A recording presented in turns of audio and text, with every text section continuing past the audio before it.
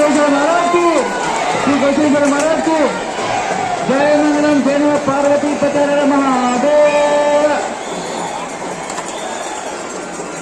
महामहिमा ಗೌಸೇಶ್ವರರ 30ನೇ ವೇದಿಕೆಯಲ್ಲಿ ಈ ಒಂದು ವೇದಿಕೆಯಲ್ಲಿ ಎಲ್ಲ ಹರಮೂರು ಕರಮೂರ್ತಿಗಳು ಸಾನ್ನಿಧ್ಯ ವಹಿಸಿ ತಮ್ಮೆಲ್ಲರಿಗೂ ಕೂಡ ತಮ್ಮ ಅಮೃತವಾಣಿ ಮೂಲಕ ಆಶೀರ್ವಾದ ಏರ್ಪಡಿಸಿದ್ದಾರೆ. ರಥೋತ್ಸವ ಚಾಲನೆ ನಂತರ ತೊಟ್ಟಿಲು ಕಾರ್ಯಕ್ರಮ ನಡೀತದೆ ಶ್ರೀಮಠದಲ್ಲಿ. ಎಲ್ಲ ಮಾತೆಯರು ಕೂಡ ಆ ತೊಟ್ಟಿಲು ಕಾರ್ಯಕ್ರಮದಲ್ಲಿ ಭಾಗವಹಿಸಬೇಕು. ಅದಾದ ನಂತರದಲ್ಲಿ ವೇದಿಕಾ ಕಾರ್ಯಕ್ರಮ ನಡೀತದೆ. ರಥೋತ್ಸವ ಪರಮ ಪೂಜ್ಯರಾದ ಲಿಂಗೇಶ್ವರ ಮಹಾಸ್ವಾಮೀಜಿಯವರನ್ನ ವೃಂದದಲ್ಲಿ ಸ್ಮರಿಸುತ್ತಾ ಈ 31ನೇ ವರ್ಷದ ಜಾತ್ರಾ ಮಹೋತ್ಸವದಲ್ಲಿ ಪಾಲ್ಗೊಂಡಿರ್ತಕ್ಕಂಥ ಎಲ್ಲ ಪೂಜ್ಯರಲ್ಲಿ ನಮಸ್ಕರಿಸಿ ನ ಭೂತೋ ನ ವಿಷತಿ